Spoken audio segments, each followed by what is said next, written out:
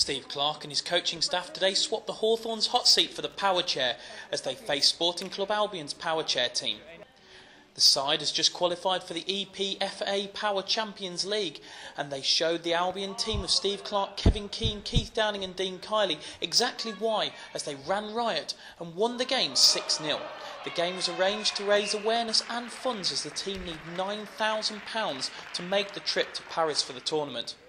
And Steve Clarke admitted he couldn't wait to see the team compete in that tournament after discovering firsthand how difficult the sport was. In fact, Steve summed up his experience in one word. Wow, really difficult. You say what, you watch these guys and girls doing it and you think, that must be really simple, but it's not. It's really difficult. The touch and the controls are very finely balanced and tuned. I started off in the first speed. I went to 5 once and got nervous and went back to finish the game on 3. But it's really difficult, and compliments to the skill of the boys and girls that take part in it, because they're amazing. I was going to say, because I mean, it must take immense talent not just to play the game, but these guys have made the Champions League.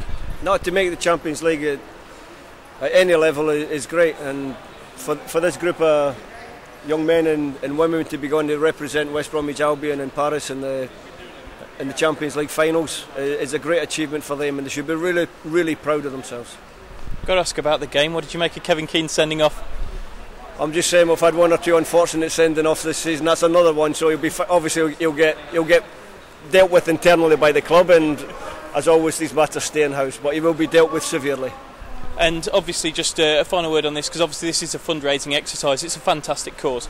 That's a great cause. I think the work, special mention to all the carers and the helpers and the organisers who make this type of thing possible for these young men and women to come and take part in. It's great for them, and it's great for everybody involved with it. And I've got nothing but admiration for anybody involved in this type of sport, this type of activity.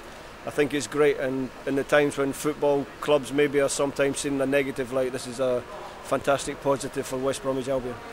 From one team in the Champions League to another team that's been in the Champions League this season, Arsenal at the Hawthorns this weekend. Yeah, that's a good game for us. We disappointed ourselves and everyone else connected with the club last weekend. It was a poor result. We didn't play to the standards that we've shown this season. But I said last week we would dust ourselves down and bounce back, and hopefully we can do that against Arsenal on Saturday. It has been a stop-start few weeks. There's another break after this game. How difficult does that make things? No, it's been difficult. I mentioned a few times that in the season you need a rhythm, you need momentum, and with the enforced breaks that we've had with the international break and being out the FA Cup doesn't help either, because you find that you get a couple of free weekends. We've got one next week instead of playing Man City.